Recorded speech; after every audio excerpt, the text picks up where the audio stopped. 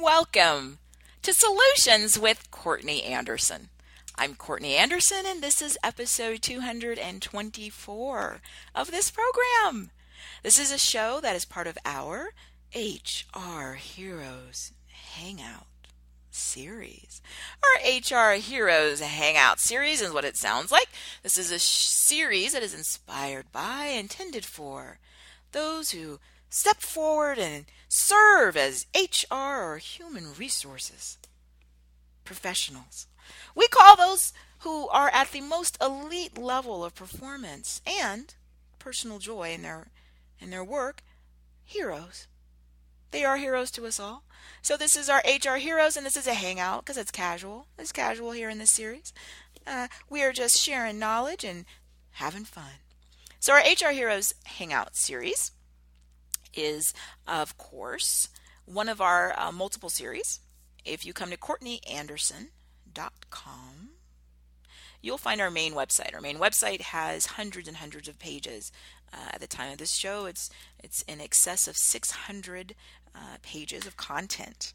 So we've got microsites for all of our individual shows, including this one, episode 224. And we also have our companion video show. We have our blog, articles, and we are moving forward with integrating webinars and workshops, in addition to, of course, many of our community members meet me at speaking engagements, whether I'm giving a keynote speech or corporate education training session on site. So there's a variety of material, and there's new material added almost daily. I do ask that you bookmark the site, come back, browse through whenever you have the time. Again, this is a relationship, hopefully, that we will embark upon together, where we share knowledge and collaborate to do everything in our power to ensure that you do surpass your goals. So, our show today is one that I am eager to do. Our specific show topic today is one employee that files multiple HR complaints.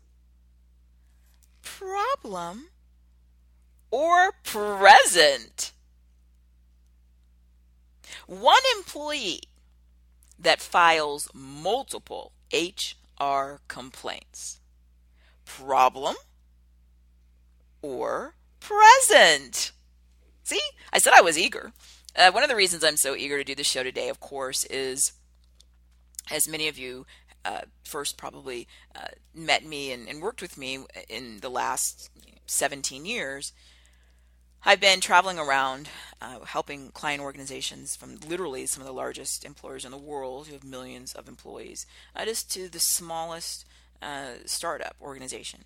And what do I help them with? Well, I help them with whatever specific challenges that are occurring that impact the workplace relationships. So I'm the workplace relationship expert, and that means I work with every type of combination that you can imagine, right? So the relationship between supervisors and subordinates, between peers, between subordinates and supervisors, between executives and staff, between contractors and vendors, and every aspect thereof. Communication, but legal compliance. Mostly what I do is I look at whatever the specific challenges my clients have described. I put that within the legal parameters box, right? And of course, I'm an attorney licensed and practice in the U.S. Internationally, I put it within the broad framework of that system as just a layperson and not a lawyer in every other country in the world. And I implement the best practices of business scholarship, as I'm a professor in graduate business courses. And then we focus on the behavior that we need to change. It's always focusing on results. And often, the reason, as I said, I've met many of you, our community members around the world, and we have tens of thousands of you. that have downloaded this program. Uh, Often I'm brought in because something not awesome has happened. So there are complaints, there are investigations, there are lawsuits, there are sometimes boycotts or media attention, and that's part of what sometimes is the catalyst. It's a reactive catalyst, but it's a catalyst for bringing in my expertise in house to be part of the solution. And that's great because it allows me to go out around the world and see all these different variations of facts that are occurring, and simultaneously be able to create original application content to apply to that issue. But it also then gives me the opportunity to see, sort of from a macro perspective, how consistent all of these issues are. This isn't an issue specific to one part of the world. It's not an issue that is specific to any specific culture. It's human behavior. Now it's impacted, the nuances of how things work out are impacted, of course, by everything from the weather in the part of a world to cultural expectations to all types of nuances. But the core behavior is incredibly consistent. And the issue with one employee that files multiple HR complaints is something that I have addressed in Africa and in Asia and in Europe and in North America and in Australia. So again, very consistent human behavior. The details of how specific laws will dictate requirements are very important and specific, but the big picture and the broad outline is incredibly, again, consistent. And I'm eager again to do this because it comes up. It's one of the most common reasons that I've met a lot of people around the world. Right, your organization requested, and I was able to be available to help deal with this. And so let's dive into this very common topic.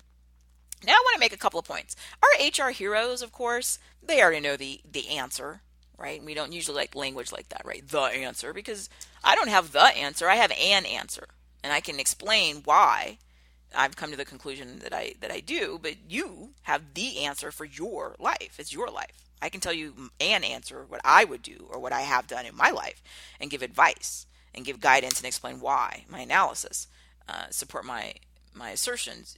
You have the answer to your life, and I'm just a source that's part of your entire life of resources and things that you're using to calculate and calibrate what's appropriate.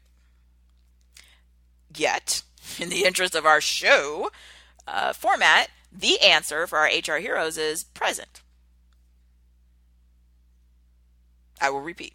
The show topic is one employee that files multiple HR complaints. Problem or present? I just said the answer is present. So your choices are the person who files multiple HR complaints. Is that a problem or is it a present, like a gift? Right? It's a gift. It's a present. So I just gave the answer. An answer. My answer. Why? Here's why. Let's go all the way back. Now, of course, I cut to that chase and cut to the conclusion because our HR heroes know this. HR heroes are saying, Courtney, come on, we know it's a present. And we look forward to these presents, just like we do on our birthday or some other super awesome holiday. I hear ya. I hear ya. And I have to tell you, I'm someone who does like presents. I like giving them. And I am always overwhelmed with emotion when someone is kind enough and gives me a present. I mean, it's just the idea of it is just very touching. So thanks to anyone who does. And I have to also share that many of you community members around the world have given and shared just some of the most wonderful gifts and tokens of appreciation. So thank you. So why is this a present? Why is it a gift? Why is it a gift wrapped in an awesome box with a bow on it and sparkles? And I'm saying it's beautiful. Why is it a beautiful present? Why? Well, let's get back to the heart of what's going on. Human Resources, of course, is the organization that is pivotal to the implementation of the organizational strategy. So in other words, every organization has the big questions, right? Who are we? Why are we here? Some of those are answered by looking to legislation. If it's a government agency, often the answer is written down. It's written down. It tells them what the mission of the agency is. It tells them why they were created, when they were created. You can even go read the original legislation and read the legislative history, why this agency was created, right? You can go do all that. With a private company, in some ways, you can do somewhat analogous, not exactly, but somewhat, right? When was the company founded? Who founded it, right? If they've created any kind of mission statement or organizational values. For nonprofits, they often have that. Often nonprofits they spring from sometimes a benefactor or sometimes a collective dedication to an issue.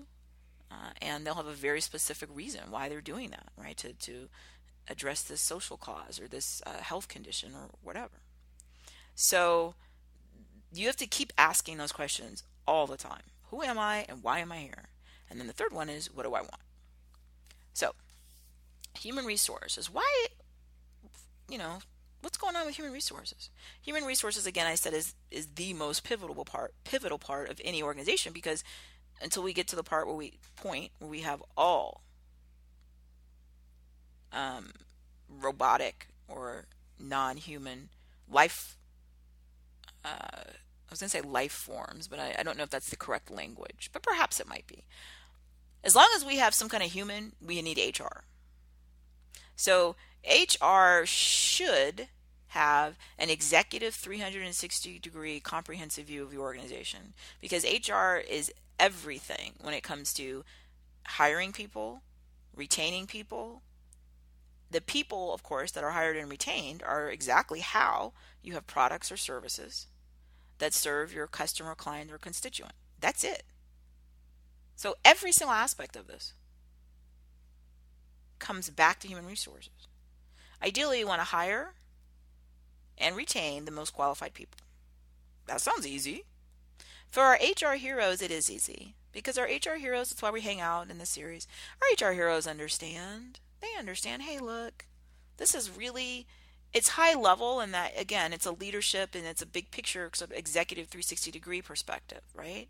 Because I need to constantly be looking at the totality of the organization. Hire and keep the best. That sounds so simple. The challenge is for people who are not quite HR heroes, or who aspire to be HR heroes. Maybe they're not even, in HR at all, but they just are looking forward to a future like this. And they're maybe the ones who are curious. What's going on? When one person files multiple complaints, that might be a problem. The other part of the challenge is, because human resources professionals have very, very, very specific and interdisciplinary expertise. And we've done shows, or just show in the series, right? How much law does an HR professional need to know? So if you haven't availed yourself of that program, please do so. But it is interdisciplinary, which is, of course, obviously why I love it, because it's all the things I just talked about that are my areas of expertise, right? Law, because organizations operate within some legal system. On top of that, on top of the law, you have some sort of ethical framework. On top of that, you have some specific cultural expectations or nuances. In addition to that, you have all of the individual organizational policies and practices, which are basically just the organization's way of doing it, right? Their own culture. So it's sort of like in society at large, right? So in society at large, no matter where we are on the planet, let's say that we have a place where we live, an address, right? Like, let's say that's our place where we live. It's our home. That home is subject to all of the rules and the law of wherever that place is. So we're all subject to that just because we're there. But inside our individual home, when we walk in our door where we live, right, and we're getting ready to sit down and eat and listen to music and relax. Within that individual home, we get to set additional rules. Now, they don't contravene. They can't be different from the larger framework that we've already agreed to by virtue of being in that legal system. But we can make additional rules about how we do things in our house. So we may have a rule and say to people, hey, when you come to my house, I'm going to be listening to reggae music. That's how I do it at my house. If you don't like reggae music, don't come to my house. We have the right to do that, right? Assuming, of course, that we're not playing the music too loud and violating some legal requirement on noise ordinances. We may have a rule that says, hey, in my house, I don't want you to wear any shoes. So you have to take your shoes off before you come in my house and walk on my floors. You need to have socks, or you can maybe be barefoot, but you're not going to have shoes. These are all things I can do extra in my house. I may have a rule in my house. Hey, in my house, I like purple and green. And so I put purple and green stripes on every wall. I painted it, right? It's my house. Now, assuming again, like that I'm not violating some law, right? So that I have the right to paint the house, right? So these are all my extra rules they're layered on top of, like a super awesome layered cake, the rules of the larger society, which are the law. And then there's ethical frameworks, which are impacted by cultural expectations, sometimes historical events. They're impacted often by geographic issues that impact how the society functions, right? Like if we're in a society and we're prone to volcanic eruptions, we may have different, expectations and rules. And they also will have other systems that impact that, right? Just the sort of society at large, which is an amalgamation of all kinds of things, right? Religion or spiritual or politics and all kinds of things. So there's layers of stuff. All of this, the HR professional, that's why I said it's interdisciplinary. You have to operate within it. You need to understand enough of it to do your job. So it's not necessary that I'm as knowledgeable as a Supreme Court scholar, as a jurist of the highest level. But it is necessary that I do understand the basic outlines of these laws, because I have to be able to make decisions that comply with them. And if I don't, I'm in trouble. I also have to understand the basics of business practice, right? How do you get people to do stuff at a job? What is it that makes people stay at a job? If my job is to hire the best and keep the best, if I have no clue what results in people quitting a job or being fired from a job, I'm in deep trouble because I can't get it done. So again, it's a fascinating field, which of course makes sense as it's it's something that I love. But it also, though, is one where people who haven't completely dedicated themselves to becoming HR heroes or maintaining their HR hero status can sometimes fall into very serious errors, and they can make decisions that really jeopardize their organization and, of course, their own career. And this was one of them. An employee that files any HR complaint is a president. Why am I saying that? Here's the deal. Your organization's focus is to serve your customer or client or constituency, right? That's the truth. You have to serve them with humans. Humans have to do stuff. So if you make products, people make it. People design products. People manufacture products. People assemble products. People do marketing of products. People do pricing. People distribute products. There's all this stuff, right? People sell the products. People then collect the money that's due on the things that were sold. And then you have to continue to make decisions, right? Everything from the chairs to the air conditioning to the parking to the website font to the commercial to are we going to have a holiday party or whatever. There's like all these decisions. When you look at the idea of my job is to hire and retain the best people while simultaneously being a knowledge expert, not again the same level of a Supreme Court scholar or of a graduate business professor. You don't have to have that level of knowledge of business strategy and business practices, but you do need a more elevated than average knowledge. Okay? If I am going to hire and retain the best, in addition to having this external understanding of the external framework of the laws within the culture, within the ethical frameworks, within the policies and procedure manual, which is basically like the rules of the house, right? How we do it here. In addition to the 360-degree perspective where I'm looking at the entire organization as a whole, I have to begin to understand that integrating the best practices in terms of business is so dependent upon getting a firm grip on business trends. So that's reading our daily business periodicals and media, because you have to. You need to know what's going on. And I need to begin to grasp the duality of human resources. We did a show asking, whose side is HR on, which is a common question that employees will have, right? Do they really care about me in HR, or are they just representing, those people in charge? Okay, well, I talked about that in the entire program on it. So the reality is it's a dual purpose. HR's side is on the side of the organization, but the side of the organization may be in alignment with an individual's employee's perspective, or it might be in alignment with an executive or a politician's perspective. It just depends on the facts. But who they represent, whose side they're on, is the organization. They want their goal is what's best for the organization, and that's where I said they need to have the ability and the leadership and the autonomy to be able to. Ideally, when HR heroes function at the most elite level, this is all understood, and they're given the latitude and again the authority and autonomy to be able to say to the organization, hey, look, we have an issue and it's hurting the organization, and it's an executive, so they, here's what needs to happen to the people that are making decisions so they see it. Or they may say, hey, we have an issue and it's caused potentially, by some employees, and here's the issue. The challenge in real life, of course, is not every organization is led by the most talented and mature business practice professionals, right? And when that happens, then the HR can't really do their job, because they're going to want to come and say, hey, what's best for the organization is this situation, right? We put out a product, and the product, poisoned people.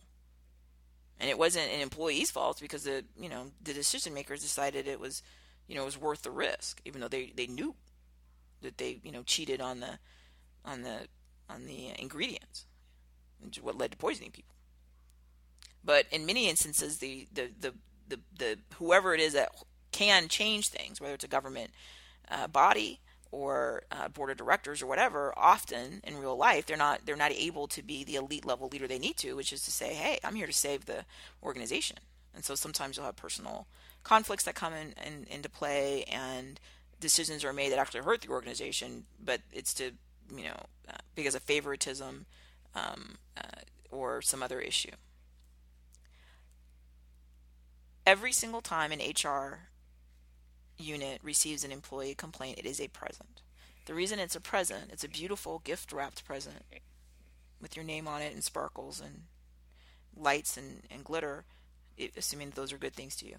The reason that it's a gift is because you cannot interpret things if you don't have good data. We talk about data all the time in all of our different types of programs, not all, but most of them, right? Because it's one of the fundamental principles that I apply, right? I'm a strategist. And so here's the thing. I need to retain and keep the people. I need to know what's going on in my organization. I am not going to be able to know what's going on in every part of my organization, even if it's really small, just because there's too many moving parts.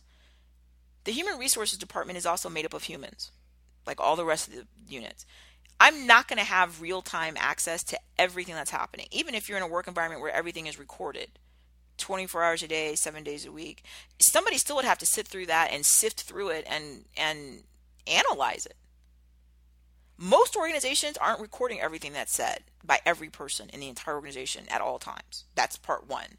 Part two is, even if they did do that, that would be a massive amount of data. You'd have to hire other people whose only job would be to try to put it all together, to analyze it. And that's like an incredibly time-consuming and difficult job, right? Data mining. So the reality is, one of the best ways for human resources to figure out what's going on is people to come to HR. A complaint is awesome.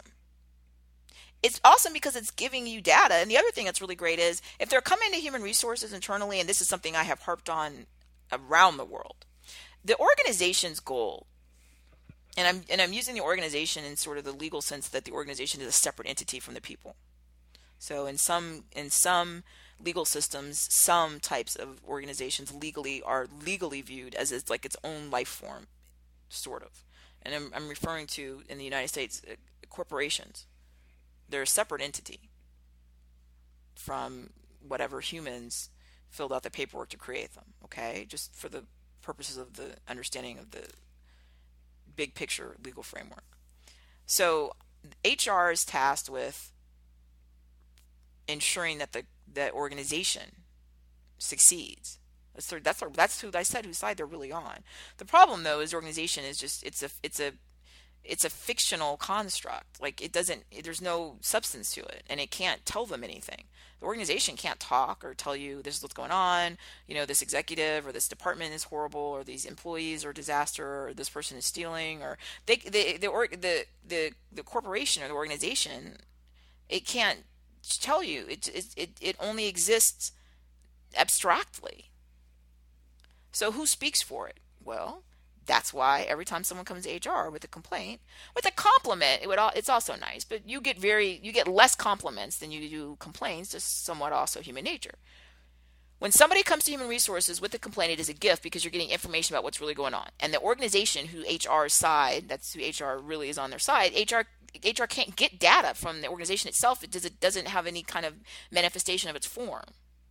Right? So when humans give you information, it's a good thing. Even if it's a lie, even if they're giving you fraudulent information, they're still giving you something, and it's helping you get a pulse on what's happening internally. And like I said, unless you are having every single thing that's recorded and done, filmed and edited and recorded in real time, and then you have a whole other team of people who are just analyzing all that data, in addition to the technology, because humans just to sit and watch all that, which is incredibly time consuming. And to be alert enough to be able to figure out when something is actionable. So any type of HR action, which unfortunately many of them are going to be complaints, is awesome. And that's why I said it's a present. It's telling you what's going on. The other thing is you're keeping it in-house. The organization's goal is to protect the organization. Human resources is on the organization side. The organization almost always wants things to stay internal. Why? Well, for a couple of reasons. One, just the logistics of it. If you came to my house, right, and I had a rule in my house that in my house I'm only going to play reggae music, and you came to my house and said, you know what, I don't like reggae music. I want to listen to, some disco music, and I said, well, I don't want to hear disco. I'm only going to hear reggae. If I could keep this discussion internally, and I'd say, and we either resolve it. Either you stay and you listen to reggae, or I could maybe change my mind and say, well, you know what, now that I think about it, disco might be cool. Or you say, you know what, I'm not sitting here and listening to reggae, and you leave. Those are all resolutions. That is preferable to you saying, you know what, I can't believe this is happening. I mean, reggae, really? And you calling the police. Now, assuming I haven't broken a law, right? I haven't played my music too loud or violated some other kind of noise ordinance.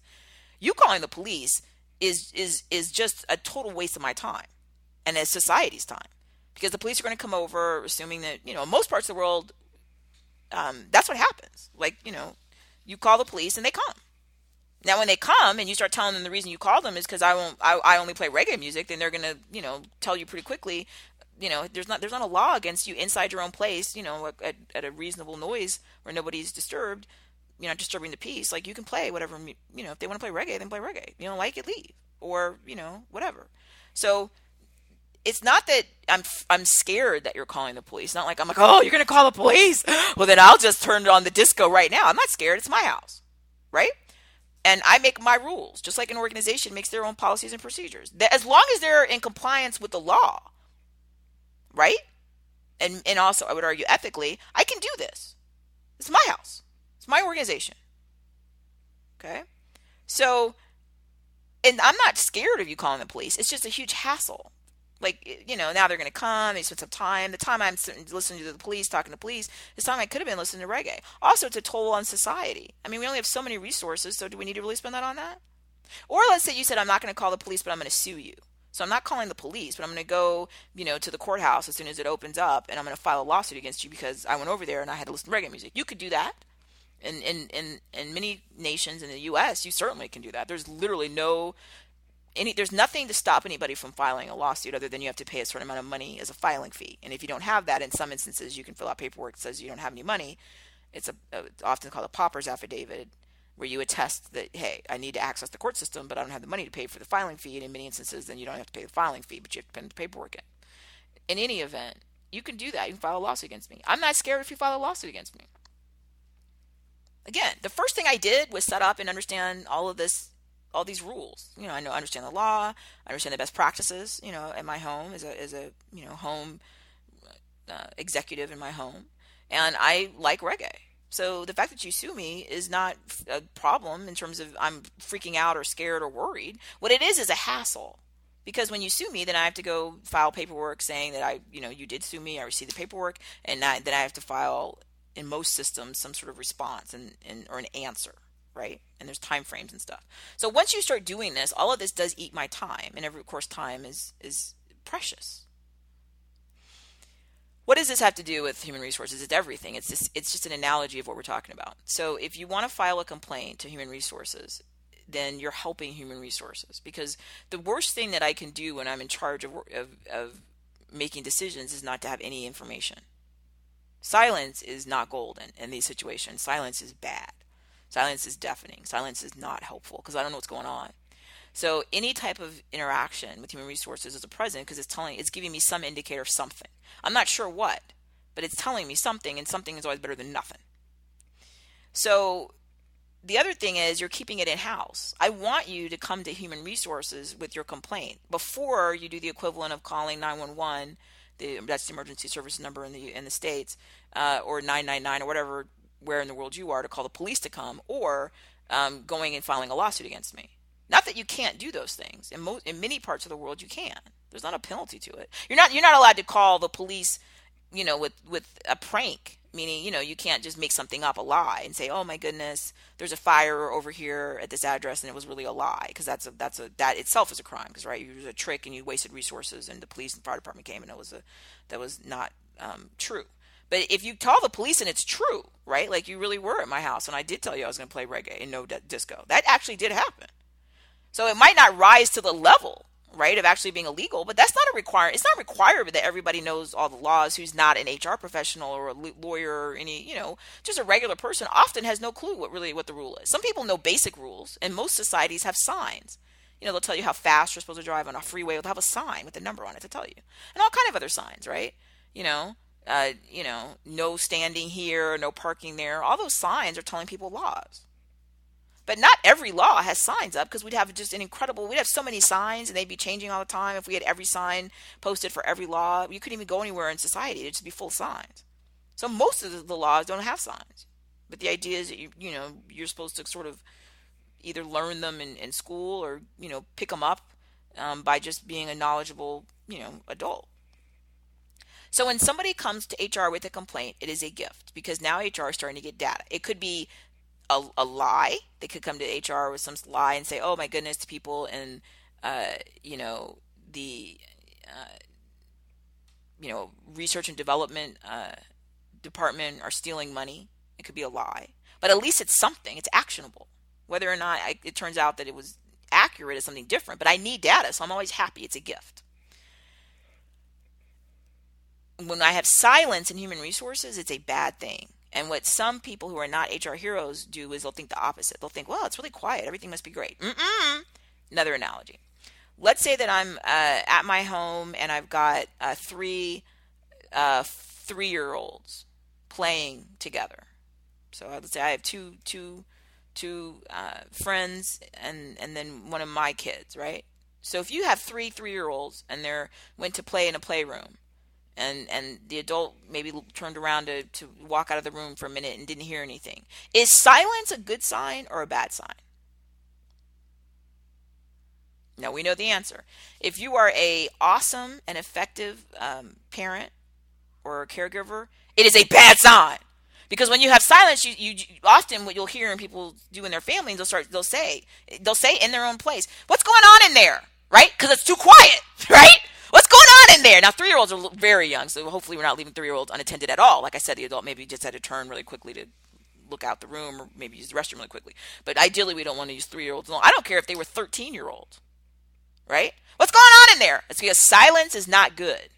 The idea that, "Oh, it's silent. They must be sitting there perfectly behaved." No, no, no, no, no, no. I don't even want to know what they're up to when it's that silent. What is going on, right? That's often why we have a visual. The kids are playing in this area, and I'm in the same space. Maybe I'm also reading a memo, but I'm sitting there and I can hear and see them in my peripheral vision. Why? Because I don't, the silence thing is the idea that silence is some sort of indicator that everything's super awesome is ridiculous. And everyone knows this who is an accomplished and successful leader in a home unit. Geez, right? What's going on? So it's the same thing at work. If human resources is not hearing anything, that is a bad sign. It is a really bad sign. When you hear something, it's a good sign because you're coming to human resources to keep it internal, right? Just like if I had a couple of kids playing, and one of them came around the corner. Oh, I want to talk to you. Oh, can I say something? What happened? Oh, they took my toy. Now it's good, right? Because now I know, they came to me, right? Trying to get something solved. This is fantastic. I'm getting data, right? They trust me. It's the same thing at work. So whenever you have silence, it's bad. When you're hearing things, it's good. When you have one person who's bringing you lots of information, it's really good. Why? Okay. The research shows us that we tend to have a disproportionately small amount of people who create a large amount of outcomes. So you see it on the positive side, right? 20% of your workers create, 80% of the results, right? It's one of the principles we study in business. That's a good thing, ideally, although I'm not really sure if that's something we should focus on, because the question always then is, well, then what are the other people doing? Like, you know what I mean? Like, it's such a disproportionate workload, and we did a show on, superstar workers who do their job and everybody else's, and we've done a couple of shows on that, and we've talked about how that's not a good thing. But that aside, it still tends to come up in data. You also see it, though, with your complaints. Small percentage of people accountable for a large percentage of your complaints. Those people you want to really, in your own mind, I don't necessarily think you want to tell them or give them some sort of special recognition for this, but you want to, in your mind, think, thank goodness for them. And if you have one person who's like the superstar in terms of complaints, I've been all over, as I said, the world, and I've worked with so many hundreds and hundreds of organizations, and it's not uncommon that when I'm getting one-on-one debriefings or I'm doing after-action reviews of corporate training programs, where people will share with me, and whoever it is, right? Hey, that person, they filed 21 complaints. I mean, wow, that's extraordinary. In 4 months, wow. Okay, I've heard all kind of just amazing details on this. All right, let's look at the big picture again. Human resources is ecstatic because whose side are they on? The organizations. Silence is bad, right? Silence is a really bad sign. So when I hear any kind of complaint in HR, or a compliment, but we're talking about complaints, I would be ecstatically happy. Thank you. It's actionable. Whether or not it's accurate, I have no clue yet because I haven't investigated, but it's actionable, and that makes me happy because I'm getting information, right? So the little kid who comes to the adult, oh, they took my toy. That could be a lie. Right? It may be inaccurate, but it's actionable. So it told me something happened. Or something's going on. Maybe nobody touched any toys. But that child needs attention, or the child feels lonely, or the child is scared, the child misses their father, who dropped them off or whatever. But something's going on, right? So it's actionable even if it's not accurate. All right. I'm ecstatically happy when they come to human resources without doing the equivalent of calling in law enforcement or going to the courts, which is both functions in the civil and criminal system the same thing, right? Like, I'm going to go to the outside. I'm going to go to the outside entity that enforces our society at large, which they have the right to do. I'm not ever frightened or concerned about people doing that because it's good, right? So that's why we share and contribute to society, so that we have courts and judges and law enforcement. All of these are good things. The only thing is, it does burn resources. It burns time. And it's logistically challenging to have to handle this, especially when there's no good outcome in it, because there was no legal issue. But I'm never worried about that, which is one of the fundamental issues. If we've met and doing corporate education or training programs or keynote speeches about HR type issues or management issues, then you've heard me say over and over again, I welcome any type of threat or actual follow through of any type of lawsuit or reporting to any type of agency or anybody else. That's a good thing. It is. It's a good thing unless there's actual culpability there. Now, the only reason I don't welcome it is that there actually is an instance or many instances where illegal things are happening. Now, then I'm in deep trouble. But I am assuming in the majority of our speeches and audiences that we're not talking about that. I'm assuming that these are unfounded, and what happens is this: people go to HR because they want something, right? We talked about earlier. Who are you? Who's your organization? Why are you here? What do you want? People have the same questions as an individual, right? Who am I? Why am I here? Right? Why do people go to HR? Because they want something. Now, what they want, in general, two different things. One group, the larger group of people, wants a solution, right? So back to my little analogy with the little kids. If a little kid comes out of the room crying to the adult, oh, they took my toy. Okay, what do they want? Well, they want something. The majority of them actually want a solution. The majority of the time, something did go wrong. Somebody did steal somebody's toy, or grab somebody's toy away, or call somebody a dummy, or be mean or something like that, right? So the majority of the time, something really did happen, and they want a solution. They want it fixed. They want their toy back. They want the person to apologize. Whatever. It's the same thing with adults. The majority of the time, something really did happen, and they want it fixed. The equivalent of the toy back or an apology or whatever. And that's what they want. A minority of the time, nothing happened at all related to the toy or anything like that. And though they may have either been inaccurate or may have just flat out lied. But they are upset, right? And so why are they upset? Like we said earlier, it could be that they missed their father who dropped them off. It could be that, earlier in that day, somebody promised that they were going to, let them ride their bicycle, and they still haven't been able to ride their bicycle. It could be that they're jealous that one of the other kids in the room, got a better result on the playground when they played the game last time. It could be all kind of things. It could just be attention. But they still want something. The challenge for HR is being able to figure out through expert training and investigatory processes which of those two camps they're dealing with. This show is not talking about this. This show is not handling the actual investigation. What this show is saying is that when you got multiple HR complaints coming from one person, you need to be very, very, very appreciative and grateful to that person. Because you have one of these two situations. You either have a whole bunch of problems, a whole bunch of toys being stolen and people calling each other names, or you got somebody who has a whole bunch of unmet needs that are totally unrelated to the job. But in either event, it's good because they're drawing attention to themselves and they're keeping it in-house, at least at this point, and they're giving you a chance to solve it. If you completely solve it to their satisfaction, then we can move on with moving forward in our events.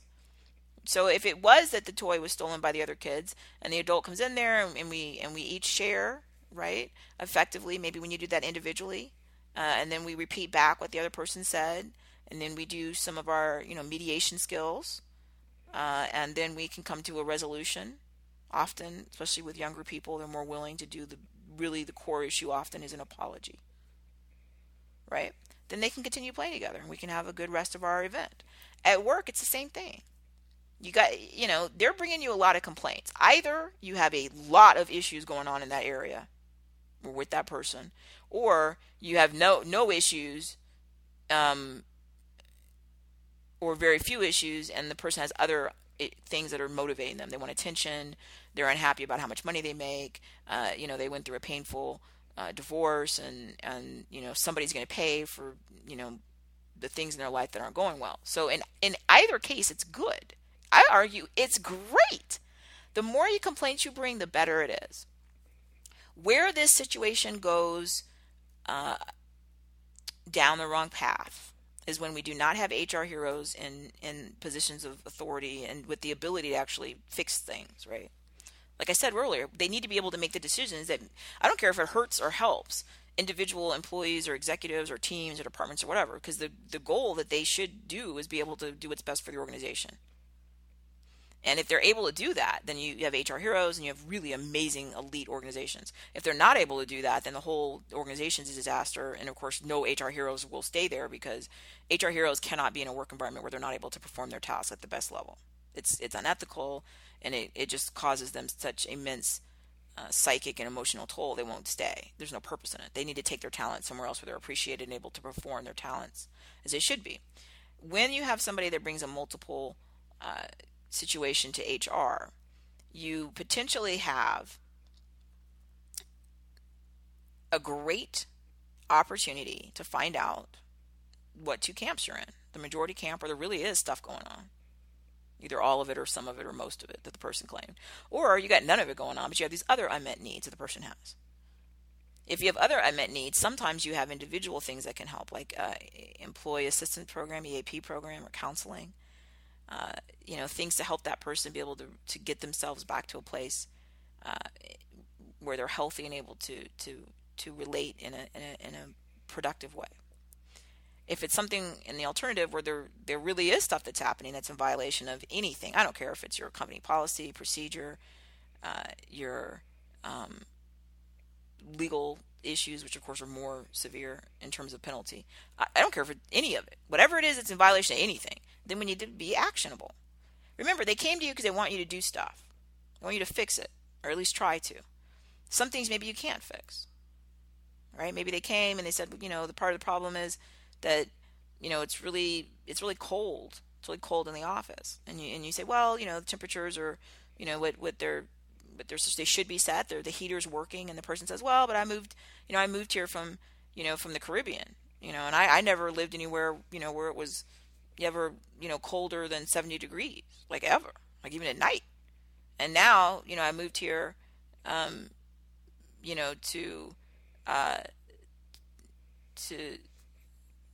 Alaska, and it's really cold. Well, yeah, it's cold outside because it's Alaska and it's winter. So if it's something like that, then you can't fix it because it's warm inside ish. It's warm enough, for what's expected and normal. But if somebody has an individual issue where they're just unhappy in that climate, then that's something you're not going to change. That again is something that person may have to realize. Like, this is just not a good play group for them. My analogy with the kids, or it's not the right place for them to stay. But if you treat them with respect and you open up these ongoing dialogue and here's what happens. When the analogy with the little kid coming to the adult crying, right? The adult has no clue when that little kid first comes, especially if that's not their kid, obviously. So I said 3 kids. So one was their child, the others are playmates. So let's say these are the first playmates. So they don't know that little kid individually enough to know if that kid's just a kid that cries, if that kid just wants attention, if that kid's just lonely, if that kid misses his blanket, or if something awful happened. The other kid or their kid took their toy. We don't know yet. So you don't know in HR.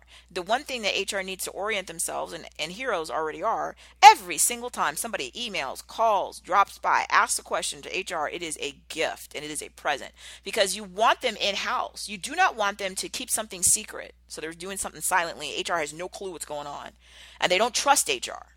The only reason they don't come to HR with the complaint is if they don't believe that HR will be able to do anything that they want. And that's a bad sign.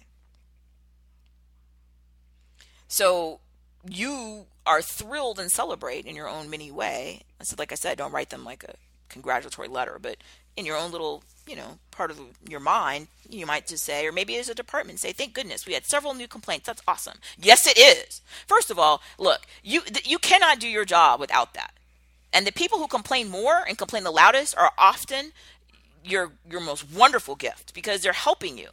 And it may be a situation where after the investigation, it turns out they're just unhappy because they don't like the climate, and there's nothing that can be done about that. So it may be that, they get their counseling, and while they're in their counseling, they're recognizing that they really do have a situation where this isn't the right part of the planet for them, and then they, relocate, or they change their mindset and they begin to accept in a healthy way, like, yeah, it's cold here in winter. That's okay. I'm happy to have this job. It's interesting. I like what I do. And then that also will, quote, fix the problem.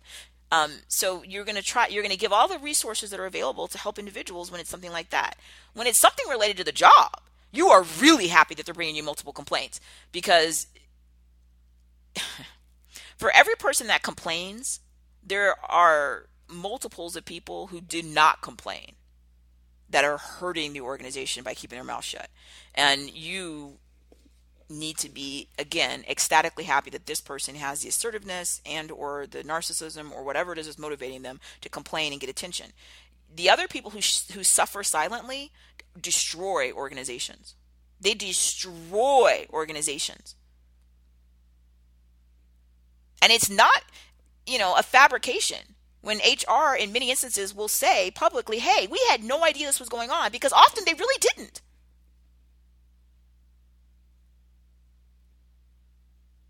And that is just heartbreaking. Just heartbreaking.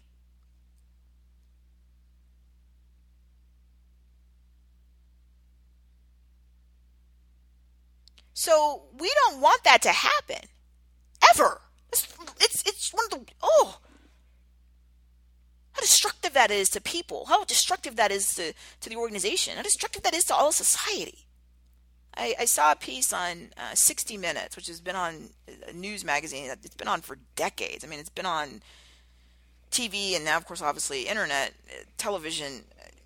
For since before I was born. And it's one of these shows, and it has some really interesting pieces at times, and it has other stuff sometimes that it's not necessarily, I think, the most informative, and sometimes they have issues with credibility, but that's few and far between, relatively speaking. So I watched 60 Minutes, and they were talking about a part of the federal government in the United States federal government, an agency, and some of the things that came out in an investigation.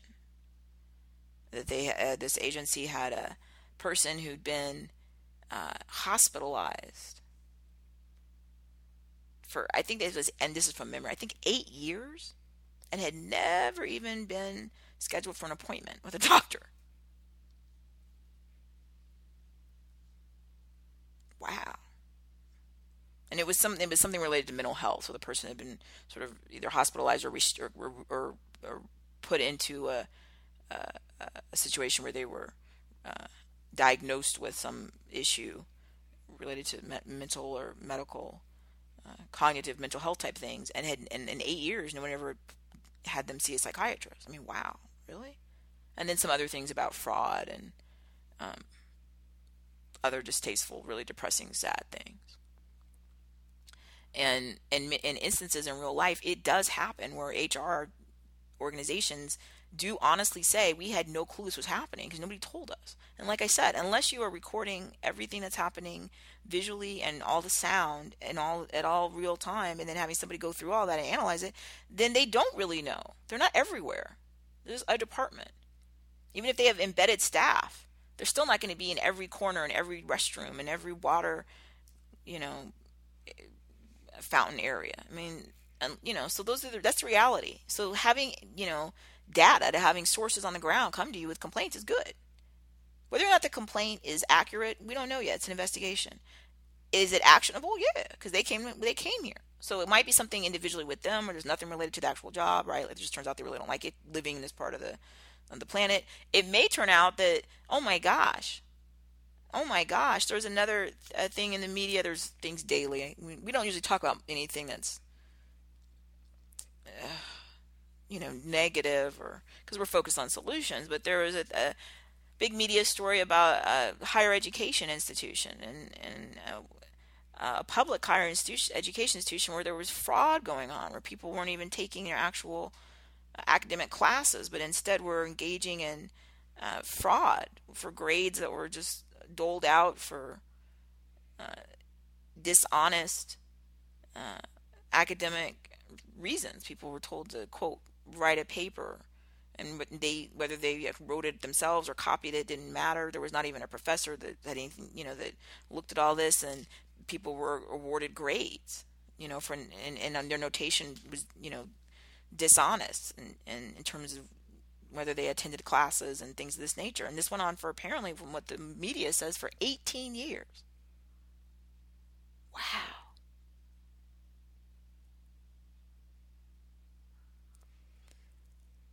So, things that are unbelievable and awful happen all over the world in real time because they're humans. Human resources is the only hope for the organization. And ideally, everybody's on the same page. What's best for the organization should be what's also best for the employees, vendors, partners, contractors, and what's best for the executives. Because if the organization suffers, right? Oh my, the publicity, right? I'm mentioning, it's all over the media worldwide. Fraud, you know, people, you know, with medical, consequences or abuse or all kind of stuff happens, and it's like all this. How did this help? That helps nobody. It hurts the organization, it hurts the leadership, and it hurts the employees. And so ideally everybody's on the same page. What happens is if you have somebody who really is a bad actor, and by bad actor I mean sort of from a legal perspective, they're doing illegal things, then yeah, they don't want that to stop. That's why they're doing it often. So then you have a conflict, because what's right for the organization is what's legal and what's in the policy and procedure manual and what's ethical and all of that.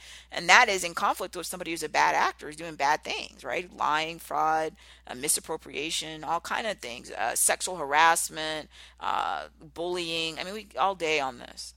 The Human Resources Department must recognize the beauty of the complaint. Without the complaint, you're in really deep trouble. With a complaint, at least you have a path to starting to make it better. If you have one person with a lot of complaints, again, you have two basic options. Either everything is happening that they're saying, or some of the things are happening like they're saying, or nothing is happening like they're saying. That's kind of it.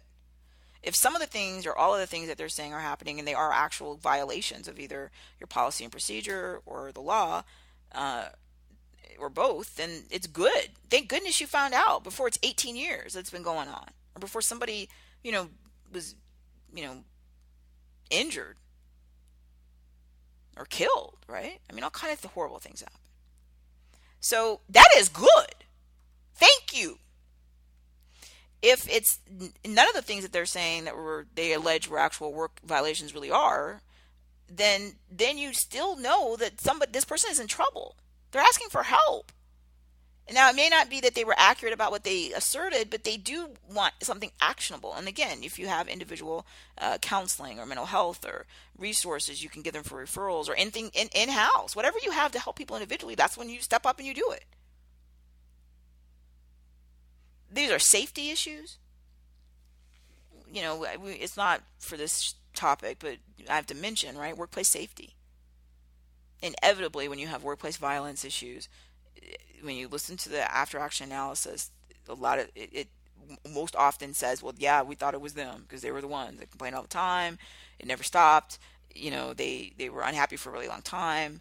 And so when they come to HR, even though what they're talking about may not be the work related, you need to step up and understand this is the safety of you, the success and best outcome for the organization and for all the other employees you're responsible for. So, yeah, we need to do everything we can. Of course, you constantly document everything, and you want to be sure that people.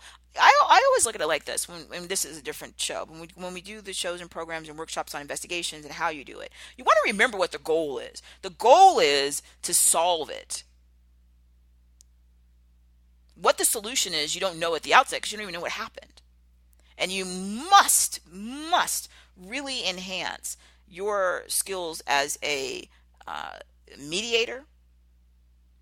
And you need to have enough remove from that day-to-day organization, the politics of it, to be able to do your job. And that's why I said earlier, HR 360-degree, and then I said earlier, HR is not there all the time. HR, even if it's one person embedded, you still need to be removed because HR is that entity to protect the organization. So if the HR professional who's supposed to be investigating it says, oh my gosh, is it Elizabeth again with the complaints? She always has complaints. All the complaints come from her. All she does is complain. That lady, she'll never be happy. My friend from high school, is married to her. He can't stand her. Okay, all of this is a problem. You're too close to it. You've already made a conclusion before you even started the investigation. You don't know what's going on. And you also have all this enmeshment, and the person and the politics and the stereotypes, and that person is not capable of the job being done effectively. You need to have enough remove. It's like when I call the law enforcement, if I call the police, let's say my house was on fire. Oh, please, knock on wood or any other positive thing. But let's say that happened and I call the police and the fire department. I don't want somebody to answer and say, oh my goodness, wait a minute. Is that Courtney? I knew her, when we were both 12, and we were on the same tennis team, and I thought she was really not a good tennis player and kind of stupid. Her house is on fire. I don't really want to go over there. I mean, really? No. I need help. And it's the same thing here. The only problem with the multiple investigations from one person is when everyone starts to feel like that person's a troublemaker. And I hear this. That's why I'm out and around the world trying to help. So and so, they filed 21 complaints. You know what? Thank goodness they filed 21 complaints. Because that tells you there's something going on, whether it's with the person individually or somewhat with the person, and also with what's going on with people violating policy, procedure, and laws. You need to fix it. In either event, doesn't matter, but it's a warning sign. It's a good thing. It's an alarm going off. You better be grateful for that. And it's so weird because HR heroes love solving things. That's why they're in HR. It's like if you're a medical doctor, right? And you're a medical doctor and you're an emergency room doctor. So your job is to, I'm at the emergency room waiting for people to come in with emergencies. If you went there every day that you were scheduled for your emergency room shift and no one ever had an emergency and you just sat around the whole time, maybe it would be kind of all right for a little bit. Oh, well, they had to pay me. I was here, right? But if there's never anything for you to do, and you're somebody who's trained and this is your thing that you like doing, like fixing people, come emergency room. And if nobody ever shows up at some point, it's not going to be enjoyable. It certainly isn't effective, but it's also there's nothing for you to do. And, like somebody who's really good at something and talented and driven and passionate needs to be able to do it. It's fun for them. HR heroes love this. They love problem solving. They love the interdisciplinary nature of business practices and strategy combined with law and, business processes. And they love all this. So if you just leave them in an emergency room and they don't ever have any patients, then what are they doing? There's no purpose. And you would ask the question at some point, why are you somewhere where there's apparently nobody that ever needs to go to the emergency room? Right? Maybe the problem is that there are no other people that are in that town. Maybe everybody left and there's only the doctor left. Well, then you don't need an emergency room because there's nobody there. So my point is simply this. Look, they're not a troublemaker because their entire purpose of HR is to protect the organization and do its best for the organization. You can't make decisions if you don't have data. The biggest challenge for HR is they don't usually have a great data. There's a lot of people when things happen that really, and this breaks my heart all the time. I hear it all the time. People really should be in HR, right? Something really egregious has happened, but they don't. Oh, I'm scared. I don't want to lose my job. Also, you have office bullies. Whether they're just a bully emotionally, whether they're a bully and a harasser, whether there's somebody who also engaging in different types of harassment, whether it's sexual harassment or religious discrimination or whatever, their entire mission is to be able to abuse, and not be caught. Just like if you had, the 13-year-old, right, and you didn't hear anything, and the adult wasn't there and the door's closed. Maybe they're sitting in there doing their homework, but maybe something bad's happening, right? Maybe one of those kids is hazing one of the other ones or beating them up or something. And then telling them, you better not tell anybody, And that happens all the time. So HR is there to protect who? Everyone. The organization is their main focus, but the organization is made up of all of the humans, right? And whatever other entities, but the humans are the only ones that they can take complaints from, right? So, meaning if there's other, if there's animals or plants or whatever, they don't have the ability, to express whatever. But so that's the thing. It's like somebody who's, you're a protector. You don't want to be the one that turns out later like, oh my gosh, they were in there and they were abusing and beating up that kid and I didn't even realize it. That's awful. That breaks people's hearts. It's a dereliction of duty. It's depressing. It's just it's awful at every level. And that's why HR heroes don't ever end up like this.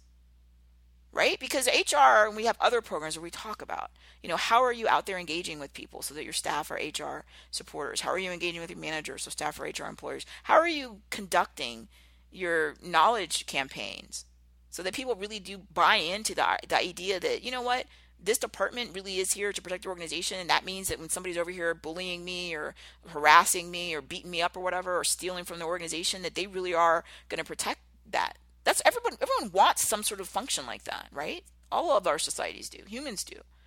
But they have to believe it. If they work somewhere and they know that when the last time somebody from that department went to HR, hey, they were penalized, they were put on probation, and they got in trouble for it, then that teaches everyone else, don't go to HR, which is the worst thing that could ever happen. You want them coming. You want them coming. You want them so comfortable. You want them, oh, just like I said. That's why I made that analogy earlier where I said where you will get in trouble in most parts of the world if you intentionally, lie. Like, call the fire department and police. Hey, there's a fire over at this store, and there really isn't. Because that's, they call it prank. Little kids will call it a prank. It's not a prank. It's a crime because you can't do that because we only have so many resources. But on the other hand, in most parts of the world, the reason why I said earlier, if somebody called the police and said, hey, she's playing reggae and I want to hear disco, and in many parts of the world, the police will come. The reason they do that is because they don't want to be in the position of stopping people from being encouraged to call. They want people to call. Because a lot of times, like I said, people themselves aren't really clear. They don't really know. And you can't, and who does? If not your area, you don't know all these rules. And maybe you grew up in a culture or an environment where you weren't sure. So the police in so many ways have gone publicly, right? Educating people. It used to be generations ago, people thought, oh, okay, I'm at home and I saw my mother, beating up my grandmother, and cut her and her broke her arm. And I don't call anybody. Now people have more public campaigns to say, call the police. They call it, they call violence when you're in your household, they call it domestic violence. But the idea is you don't want to have people say, I'm not going to call the police, because you want them to call. You don't want grandma beat up, even though it embarrasses some of the people. It's bad for all society, and it's bad for the individual. So you want to encourage people to call, even if it's stuff that does seem silly, even if it's stuff that does seem like it's minor. Often, in fact, things are avoided. Right? So let's say somebody was into a conflict about the reggae and the disco, and then I'm going to call the police, even though it's not necessarily a good use of our resources. Even if the police were there, and very quickly, and okay, this is not a violation of noise. We didn't have any noise complaints. Let's keep it down. That may have been enough to dispel the tension and prevent it from escalating. And in many instances, that's a great outcome, right? So maybe when the person came to HR, the complaint, there are a whole bunch of complaints, they all seem minor, but they were supported by the investigation. And even though it might seem like it's a lot of time and resources for that one person, they were an alarm. So you could get in there and fix these things while they're small, which is great, rather than letting them fester, for 5, 10, 18 years or whatever. It's just deplorable at any level, right? So these are all really good things. It's a huge present. It is, it's the antithesis of a problem. All complaints are presents. One person with a lot of complaints, a ton of presents. They are just a present bringer. They are great. It may turn out after the investigation and all the assessment that maybe there really isn't anything that was related to the job itself, and these were personal issues, and maybe after they have exhausted their individual resources that were available, they just realize this isn't the right place for them, and that's okay. It may be that before they're able to do that, there may have been issues that and I'll mention this because it comes up in discussion, even though I don't know why. There are some people who are not HR heroes who don't understand how any of this works. And what they'll think is, I don't want those people come in with all these complaints. And the managers often will be similarly minded, which makes sense, right? Because elite level organizations have elite level functions throughout the organizational whole. And on the other hand, poor performing organizations have poor performing issues throughout the organization as a whole often. So it's not unusual to see managers that have really poor skills coupled with HR with poor skills, and then you get the snowball of a disaster on top of a disaster. But we have to remember that there are very rare instances where it does happen, where there are people who have come from environments that are poor performing, and they think, well, I know that in a poor performing organization, nobody really wants to work, right? So it's like the ER doctor who is in the empty ER hospital. Instead of being sad, they're happy because they don't have to do anything.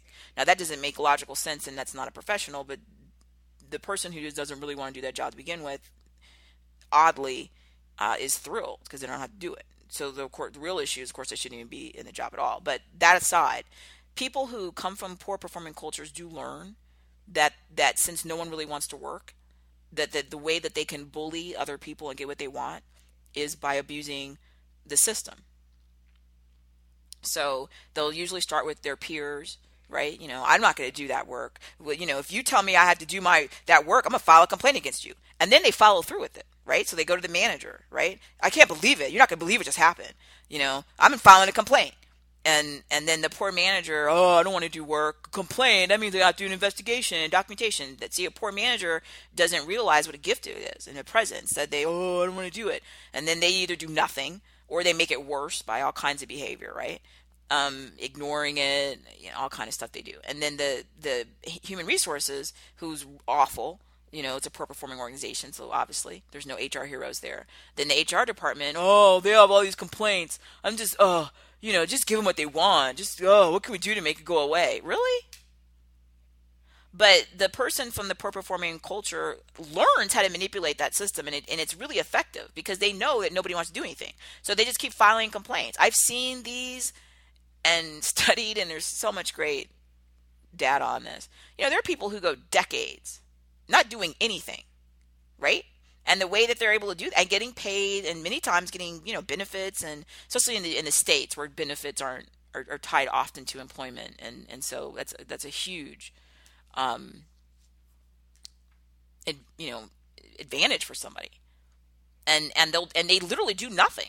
I've been, and I teach this to my students because there are case studies about this, right? Somebody does so little that the poor skilled manager and the poor skilled HR will go hire another person to actually do the work that the first person refuses to do, while all the first person does is just file complaints and keep threatening everyone. Well, if this continues, I already have 21 complaints. I'm going to file another one, and I'm going to sue you, and this and that. And oh my gosh, in real life, I've seen very few isolated incidents of this early on in my work, and certainly there's many of them in the data, in the media, and in journals and other things in the industry that are documented. But I do tell every single audience that I have, you're never fearful, ever, and you never let anybody bully you. So they said they're going to file a complaint against you. Let them file it. So they're going to sue you. Let them sue you. In fact, encourage them to. You know why? Because here's the thing. You have to let people understand what the expectations of the organization are. If the expectations are excellence, then every single part of their plan falls apart. The peer that they try to bully says, no, we have our own designated, tasks, and that, and our manager is not going to tolerate this. And then sure enough, that excellent manager, who's a management magician in our series, says, hey, I understand what you're saying, and it's certainly that we encourage you, and here, let me go ahead and help you. Here's the HR process. If you need to, avail yourself of that, I certainly won't intrude or do anything to, intrude on any private or confidential information. I hope you do. Please use every resource we have. But I just want to clarify that the work duties are maintaining the same requirement, and to teaching them. And then if they go to the excellent HR with HR Heroes, the HR Hero says, oh my goodness, is they all, inside they're jumping up and down. They're so happy, with glee that someone's filing a complaint. It's a good thing. But then as they process them, they're, great, give us all the data. Tell me everything. And then they're really clear with them and say, we have this, we have everything, and it's absolutely actionable. Here's our time frame. Here's the schedule when you will be hearing from someone in our office, and how often. And while this is in process, I just want to clarify again that we in HR, of course, have no ability to intercede with your actual work duties. So the understanding is you're going to have to maintain your work duties and all other workplace requirements as we continue to do our job. See, all of this teaches them that this thing where I'm going to go and make some kind of weird bullying, I'm going to do something bad to you, is useless. It's not going to work.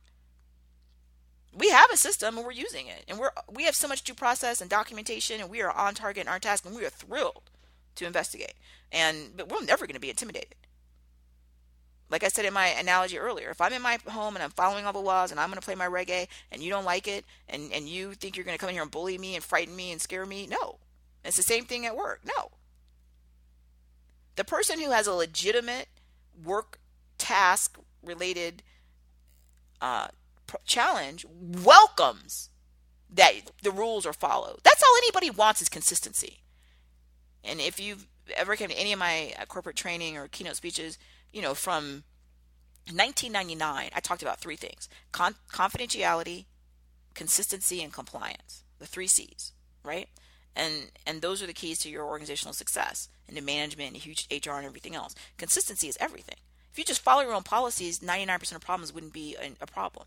But it's the inconsistency that creates everything. And that's because of favoritism. People are bullied. People are scared. All this kind of silliness. And it's just ridiculous. It's silly. So that's not happening here with our HR heroes, but I had to mention it because sometimes people say, well, you didn't even talk about somebody's bullying in the system and they're abusing the system. You can only abuse the system if somebody lets you abuse it. The system is set up to work. If you would follow what's set up to work, then it's not abused. It only is abused when someone somewhere doesn't have the ability to do their job. You know, it's a good thing that people complain. It's a great thing if someone goes and accesses a lawsuit or criminal law enforcement and something really is going on. We don't want, when all of us in society are horrified globally when we hear something that is just heartbreaking. Oh my gosh, crimes are happening at that place. How did that go on that long, right?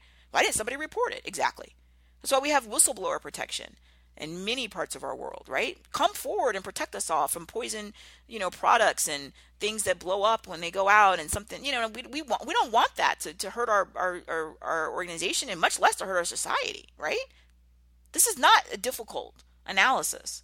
The challenge, though, is when individuals in there just do not have the leadership skills. They are unable to have the assertiveness and the confidence and the culture of an organization reinforces poor performance. Because, of course, in a poor performing organization, all the HR heroes leave and none will come. And all the management magicians leave and none will come. So you're just left with people who are unable and or unwilling to actually do any of the jobs. And it just feeds itself into a downward spiral of just, abominable acts that are just, really beyond comprehension, right? Violation of every policy you can think of, violation of the law, just everything. Hurts the client, hurts the public. You think to yourself, how does this happen? Well, that's how. But that's, again, we had to mention it because it is something that does happen. It's just not part of what we do, because we in this series are HR heroes, and our other series, management magicians, and everything else that we do, that's not who we are. We are about fine tuning our ability to go from where we are to a better and more accomplished future. Yet we just had to mention that these other types of anomalies, they do exist. Sadly. So all that's to say, I want you to celebrate with me. Celebrate, celebrate, celebrate, celebrate. I got that one employee that brings those multiple complaints. That is awesome. And that gives HR continued on the job application of their skills. You get better the more you do something. So we're getting, improving our investigation and our documentation. It's fantastic. And we're getting great outcomes. Either there really was something that was work related that we needed to address and resolve, or there's person had individual issues that we could try to be of assistance, and or they weren't able to perform the job as necessary, and there may have been a documentation and progressive discipline, and now they are moved on to somewhere else. That's all of those are good outcomes. Everything is awesome. And remember, we are also simultaneously doing everything to mitigate any type of violence or conflict, because we're giving tons of attention, right? Lots and lots and lots of attention all the time. So much attention, because that is one of those basic human issues that can result in someone behaving in ways that are really counterproductive and destructive. And we're going to do what we can. We're going to do what we can to mitigate it. We can't control someone else, but we're going to do everything we can where they may be angry, right? They might say, oh, that wasn't the right place for me, or those people, that was yucky. But, they did listen to me, and they gave, I got attention and whatever.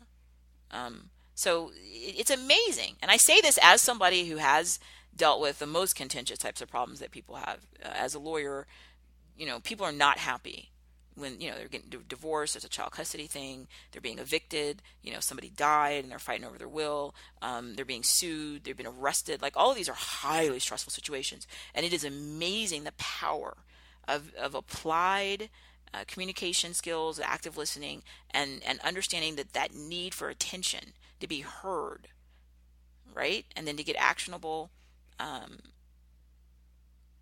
steps that they can implement. It's amazing how effective it is in diffusing the most volatile situations.